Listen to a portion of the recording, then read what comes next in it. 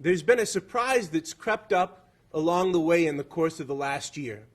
One of the ideas that I had bouncing around in the back of my mind was that it would be a great idea for the University of Mary to have its own campus overseas. And that came because of a number of different reasons. When I was a student, I was privileged to be able to spend 4 years studying at the Vatican in Rome, and I know the great depth and wonder of that experience and the deep effect that it had on me as a human being.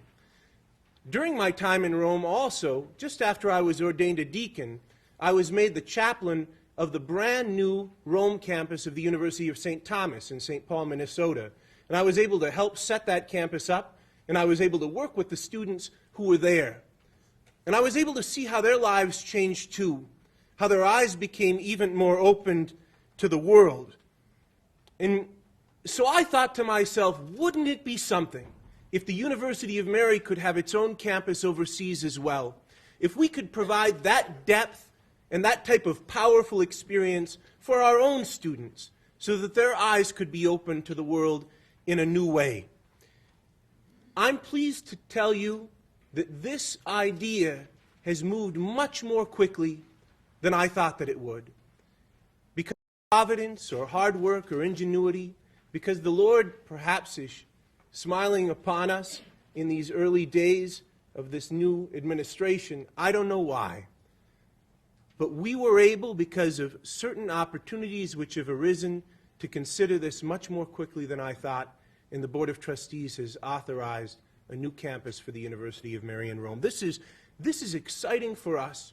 It's exciting for us because the world in which our students are being educated is growing ever smaller. And for them to be able to navigate in a global world, they need to have a deeper experience of what it means not only to be citizens of North Dakota or even of the United States of America, but to understand that there are global implications now to everything that we do in just about every field of study. There's another aspect, too. Time abroad helps to educate a student in the beauties of home. The University of Mary is about North Dakota. We were founded by the sisters of the Benedictine Sisters of Annunciation Monastery. We were founded by the sisters in order to serve the needs of the people of this region. And one of the needs of young people in this region today is to come to understand how blessed we are to be in a place like this. And let me tell you what, the time that I spent abroad, which was so wonderful in so many ways, made me love North Dakota even more. How does the old saying go? Distance makes the heart grow fonder. And now I can stand before you, having lived in different places, and tell you that I'd never want to live anywhere but North Dakota. Not because the other places are not wonderful in their own way, but because my time abroad gave me a deeper sense of how beautiful it can be to have a home like ours.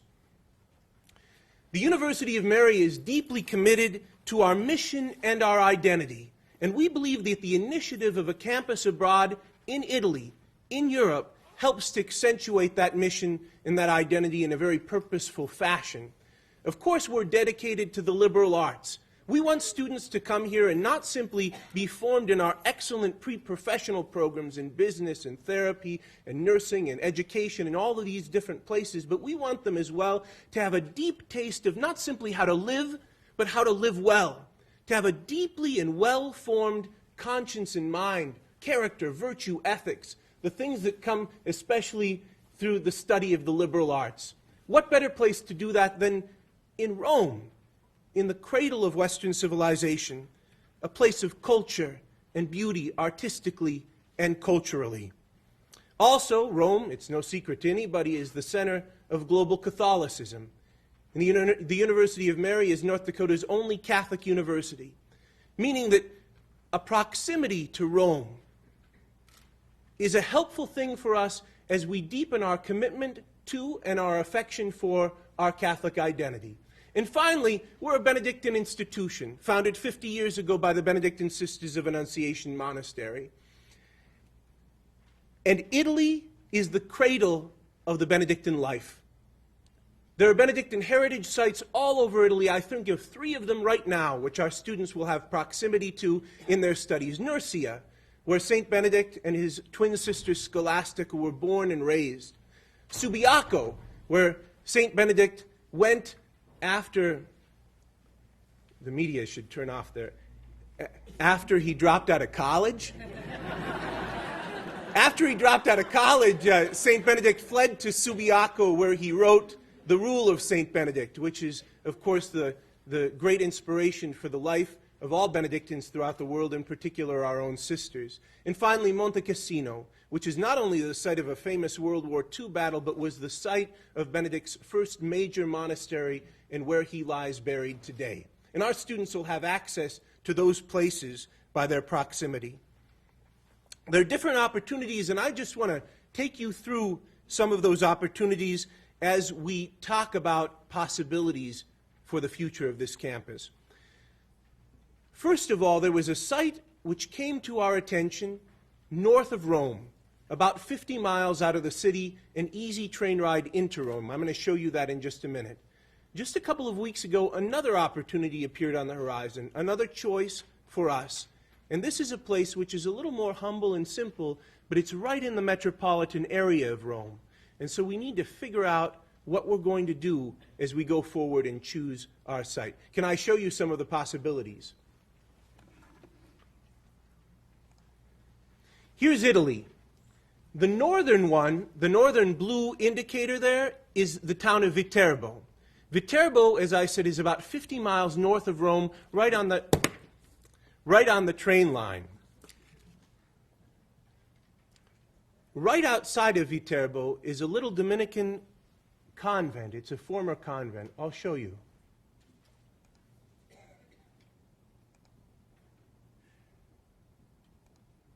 It's called La Quercia. It served as a Renaissance convent for the Dominican order. A couple of centuries ago, it was abandoned. And then very recently, it was renovated into a very beautiful hotel. The city of Viterbo is a city filled with history. It's a papal city. And in fact, the first real traditional papal conclave was held there. Cardinals were together trying to elect a pope. And what happened is they couldn't make a decision. And so they were ordered to be locked in a room and not fed until they came up with a selection for the pope. And even today in our modern times, the cardinals are sequestered and not allowed to come out of their sequestering, out of the conclave until they've selected a pope. So the city of Viterbo, as you see, is right over here. That's the main city of Viterbo. Right behind this possible campus is a huge area where they have all sorts of outdoor sporting activities, and they have an obstacle course for team building, for whatever that's worth. Zooming out and going back down to Rome, we have our other possibility.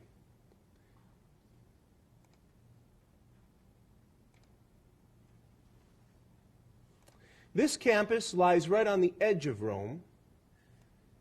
The Mexican college is up here. All these different nationalities have colleges in Rome, and this is the place. You can see that the grounds here are also vast. The last thing that we wanted to do is put all of our North Dakota students in a startling place, a place where there's just too much traffic and you're not able to sleep at night. And so both of our places have enough green space around them so that you feel sort of like you're a little bit in Hazleton. But this one here, if you take a look, we're going to zoom out, keep an eye on that. If you look at this, the proximity here, there is the Colosseum. There's the Circus Maximus and the Palatine Hill where the Palace of the Caesars was. And just up the Tiber River is Vatican City. It's about 4 kilometers between our possible campus and the Vatican. The 870 bus goes by every 20 minutes. Let me show you a little bit more about these different spaces. Here we go. Domus La Quercia is the first one. This is the one up in Viterbo. You can see a better picture of it here. It's very, very nice. I can't believe that the price we're getting. These are the rooms, for instance. It looks like Hillside Hall.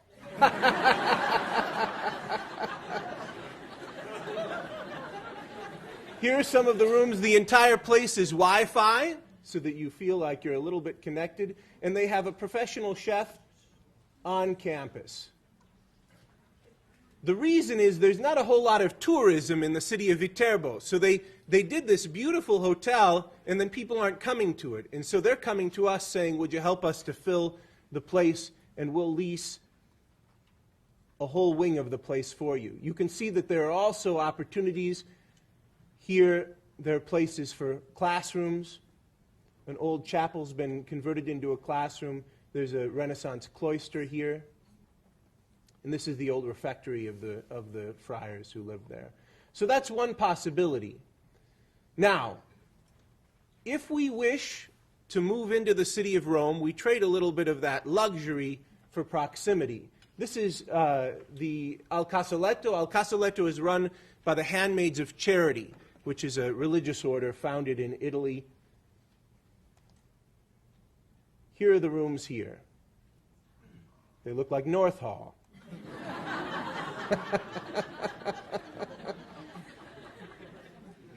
But you can see there are modern showers. Everybody has their own shower and their own bathtub. And here as well we have some classroom space and things of that type too. There's a little living room. Here's some classroom space. Those types of things. I just want to get one more thing with the grounds. See, here are the grounds outside. Anyway, these are just some glimpses of the two possible campuses that we're looking at. Now, how is it that we're going to figure out which of these two campuses to choose? Business in Italy is different from business in the United States, and here we are in our business school, so I'll give you a lesson. Here's my mini lecture on business. In America, it's a handshake and a slap on the back. In Italy, instead, you got to sit down for a long dinner. And grandma's got to give you pasta. And then she's got to squeeze your cheeks, you see? And then you've got to do this whole talking thing. Now, as university president, I want to maintain a little bit of my dignity. I don't want my cheeks to be squeezed, and so I looked around to find some people willing to have their cheeks squeezed. I've invited 4 of our student leaders to come with me just after Christmas on a special reconnaissance mission to Italy to look at these two different places, to explore the different possibilities, and to have their cheeks squeezed. Our student body president, Tom Seifert, our vice president, Marley Edinger, and Senators Kelly Bacon and Cody Freeze are going to go with me, and we're going to have a great time. I'd like them to come forward now and offer just a few remarks, and then I'll say some more things.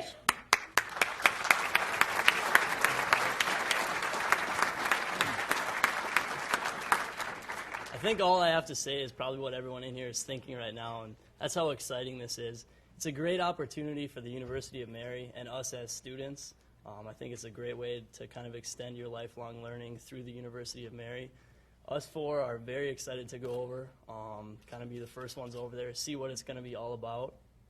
We have a Facebook page right now. I want to invite you guys all to join that. I'll be posting pictures, we'll be posting comments, everything like that while we're over there. Father can pull that up here. There you go. Right now it's the University of Mary Italy campus. For everyone that's not on Facebook, once we get 250 people joined on this page, it'll be a URL, so you can just kind of go on the internet and search it, and you'll be able to look at that as well. So we are very excited. I'm not sure if the other 3 have anything to say, but that's all. Thank you, guys. Any of you? All right.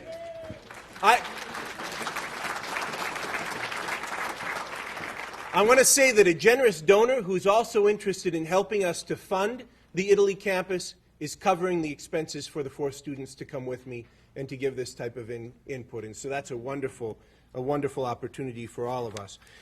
Just if we could talk briefly about the practicalities, and then I'll take any questions from interested people before we go out for some Italian sodas in the lobby of the Theraldson School. First of all, the best practice in this regard, usually when a university launches a campus abroad, and nobody else around in our region really has done it, but typically what happens is this happens during the sophomore year.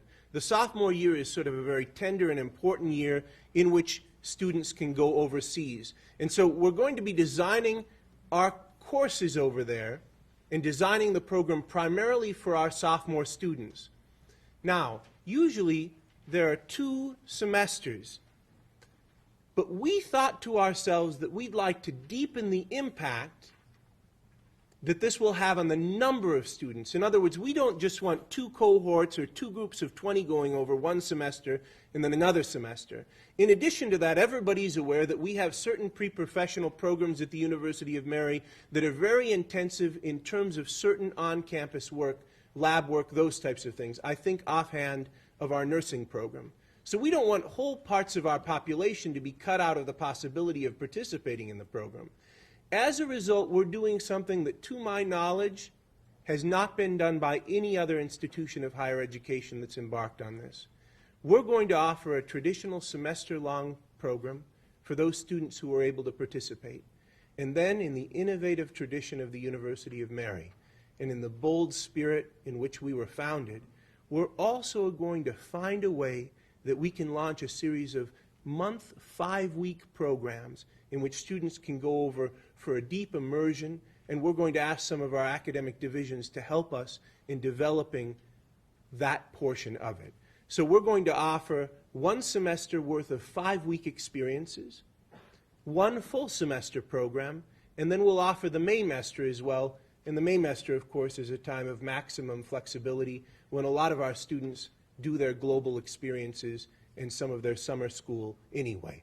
And so that's what we're trying to do to maximize the possibilities of participation for our students. Now, I see in the eyes of some of the students here who are presently sophomores and won't be next year, or who are presently juniors, or who are at any other stage, a little bit of consternation. We don't want to make you mad. And so here's what we're going to do. This coming August, and you'll see this information in the handout that was given out to you, this coming August, I want to offer a big goodwill tour of students from the University of Mary, throwing it open to all of the students who won't be necessarily immediately eligible for participation in the program. We'll go over, in fact, I've already looked, and I've got a tremendous deal on Iceland Air, which includes 7 hours in Iceland on the way back and a visit to the Blue Lagoon. But we'll go over for a couple of weeks during August. I'll take the students all over and show them the beauties of Rome, the Vatican Museum, the excavations under St. Peter's Basilica. We'll have an audience with Benedict XVI. In addition to that, we'll go to the Benedictine heritage sites, Nursia, Monte Cassino, Subiaco. Maybe we'll see Assisi, which is the hometown of St. Francis, who's a different religious order. And then we'll fly out of Milan right before school begins. And so the last weeks of summer, if you want students, you can spend them in Italy with me. We're working out the details right now. In January, we're going to announce exactly what those details and what the cost of that is going to be. And then we'll start taking people on a first-come, first-served basis. I want a group of about 40, starting at the very beginning of February. In addition with that, I'm working with Dr. Diane Fledlin, our Vice President for Academic Affairs, to offer between 0 to 3 credits, meaning that if you need credits, especially in the areas of the liberal arts, we'll be able to offer those through this program on an elective basis. Do I need to clarify that at all, Dr. Fledlin, or does everybody know what I mean? In other words, you can go over for 0 credits if you want, or if you'd like, you can sign up to take the trip for credit as well. This is an exciting day for the University of Mary. I'm so pleased that things have fallen together in this fashion such that we're able to be on the cutting edge regionally of global development and awareness for our students. I think this is going to be a great opportunity for so many people, and I'm glad that you've joined me here today. I'll take a few questions from the floor, and then I'll take private questions from the media as well. Or public questions from the media for that reason. Yes, Ms. Meyer.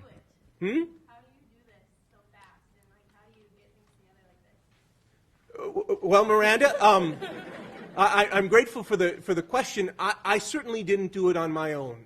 It was an idea which was rattling around in the back of my head. We had all sorts of planning sessions and all sorts of meetings dealing with some of the challenges of the university. One of the challenges I think everybody knows is the challenge of enrollment.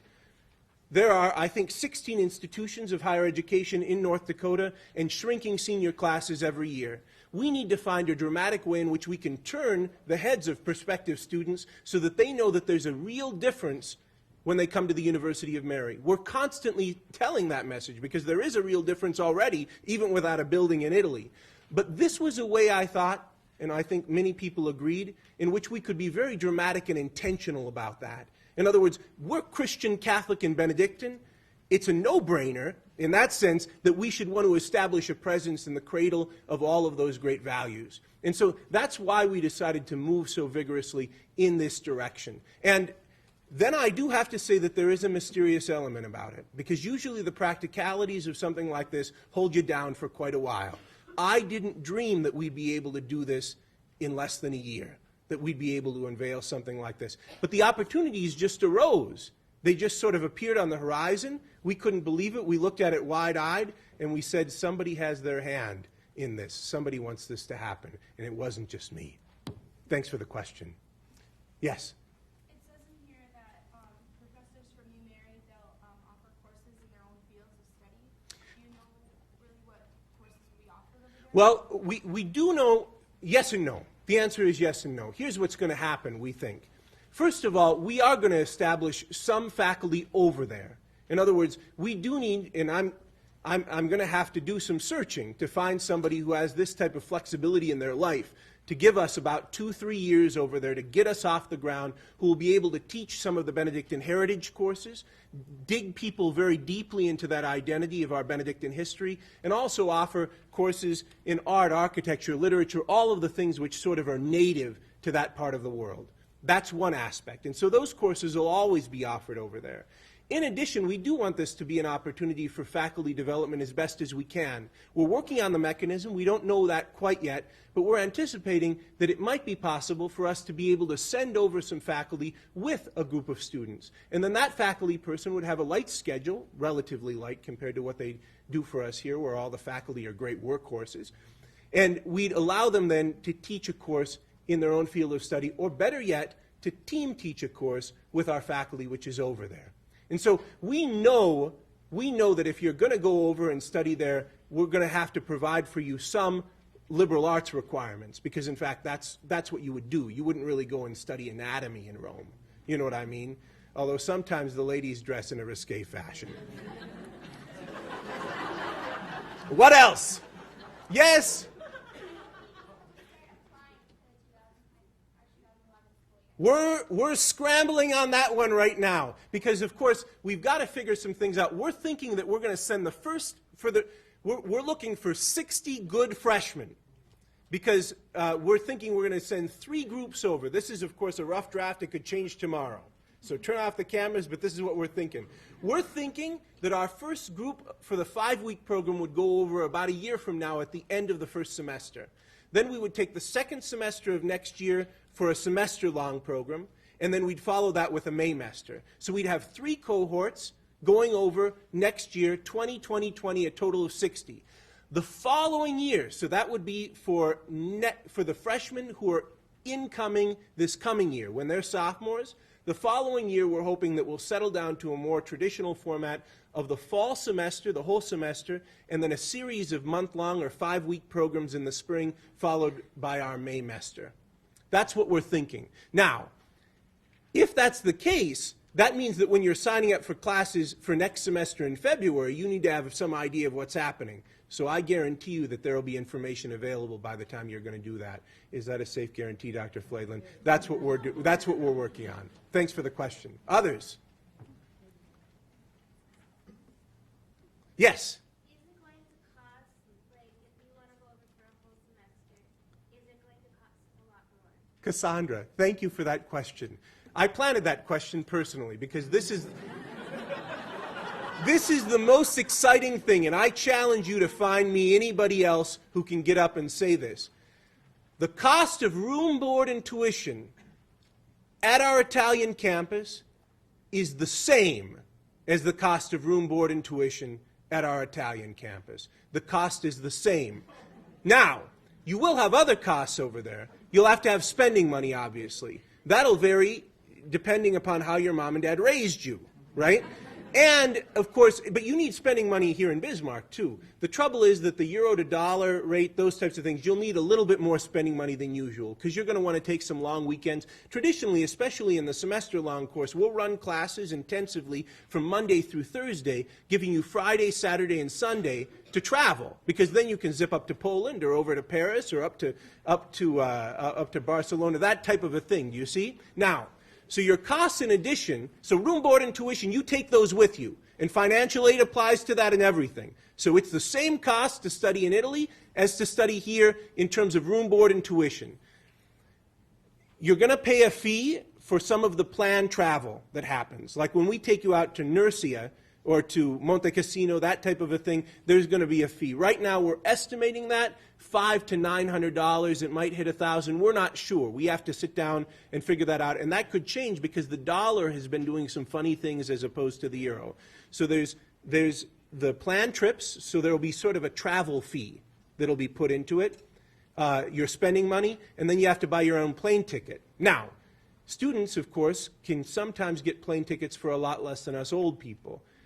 But right now, a cost of a round-trip ticket is hovering around $1,500. And so in the what will it cost section, all of that's covered. But what I want you to remember is room, board, and tuition are the same in Bismarck and in Rome. That's amazing. That's amazing. What else? Yes, Wes. What kind of additional faculty and staff do you think you'll have to hire because of this? Well, we're working on that. We're thinking, of course, we're starting very small. 20 students, and of course they're University of Mary students, so they're impeccably behaved, and we're hoping that they're not going to be a bunch of troublemakers. So because we've got 20 students, we're thinking that we'll be able to get by at the very beginning by launching it with a good faculty member and maybe somebody in student development. And so we're not thinking that that's going to be a big drain here at the beginning. We're trying to do this as responsibly as possible along the way. So it's not going to be a huge infusion of staff. Were you thinking of applying, Wes? No. Okay. I was also wondering, in addition to that, will you be considering, down the line, maybe 1 to 2 years from now, will you be possibly hiring faculty from Italy? Well, that's another great question. This depends a little bit on the placement. It depends a little bit on the placement of the campus, because if we're right in Rome, there are all sorts of people that we could hire to teach an adjunct course. For instance, in Italian, or in cooking, or in music, or in ancient Roman history. There are all sorts. Rome is bursting with all sorts of experts, especially expatriates, Americans who have decided that they're going to spend the rest of their lives in Rome, and they're looking for the opportunity to speak with young, bristling people like you and your classmates about all those things that they know. And so if we're in Rome, that'll be easier. Some of the considerations there, Wes, have to do with European labor laws, which are very and radically different from the labor laws here. Because when we hire somebody in Italy, our responsibilities to them are of a different order than our responsibilities to an employee here. And so we have to think very carefully about that. We'll proceed with caution, but that's on the horizon. That's a great question. Look at how sophisticated our business students are at the University of Mary. Kristen?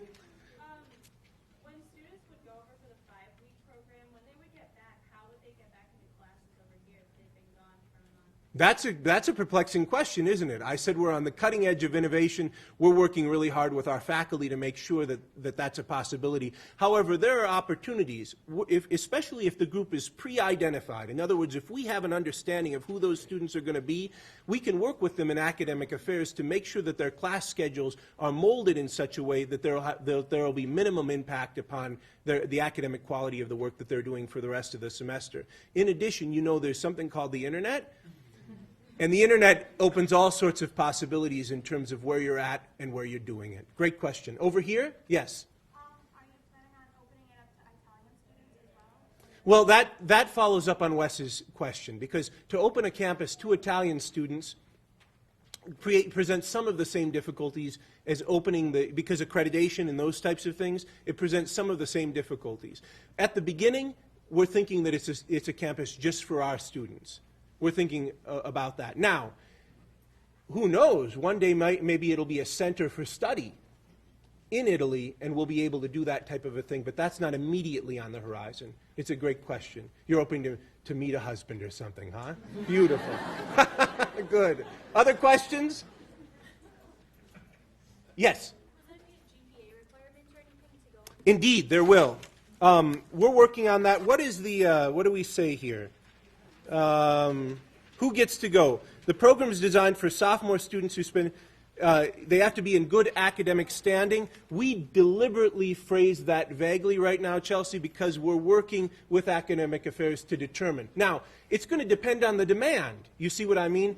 As the demand increases, we're going to have to become more selective, not simply in terms of smarts, but in terms of smarts. Do you know what I mean? In terms of the kind of student, because we want the students who go over to Rome to be great ambassadors for us while they're over there and when they return to campus. Thanks. One more question. Just one more, and then we have to have Italian sodas. The media is being so nice to me today. What is your budget for this? Can you ask what the Brent Winiger? Yeah, he's trying to hide. Here's what I can tell you. Clearly, room, board, and tuition, which we charge here at the University of Mary, is one of the nation's most economical private schools. I mean, there's no value like the University of Mary when you put us next to our peers, other private and Christian institutions. Clearly, those costs don't fully cover the cost. And so the University of Mary, through interaction with our generous donors and through other initiatives, will be subsidizing this to a certain amount. So you'll be doing some fundraising in order to come up with the lease price or the purchase price for the facilities? That's right. We'll be doing some of that because we don't want to throw all of this expense right on our students who have already made a substantial financial commitment to come here and get an education at the University of Mary. That's the most I can tell you, Dave, but it's a good question. Yes, Sarah, I'm only calling on you because you're from the Tribune, and we love the Tribune. I appreciate that. From when you were talking about the two locations, are you looking at purchasing the facilities or looking at using space at them? Sarah, let me give you some advice. If you're looking to purchase real estate in Europe right now with the dollar-euro conversion, that's a very bad idea. The best way for you to become broke as an up-and-coming reporter is to buy a villa and try and recreate some Under the Tuscan Sun scenario. So we're not going to be buying property. We're not going to be buying property anytime soon in Italy. And so we're working with the Handmaids of Charity, and the Vatican actually owns the property in Viterbo, and they've leased it out to a hotel. So we would sublease that. And so we're working with those properties so that we're not mired for 100 years in a really bad business deal. I don't want to blow anything here at the outset. So we're entering tentatively and safely into these types of things, but we're not purchasing property, but we're hoping that we can get a nice solid deal with some people we can trust and put up a sign that says Università di Maria.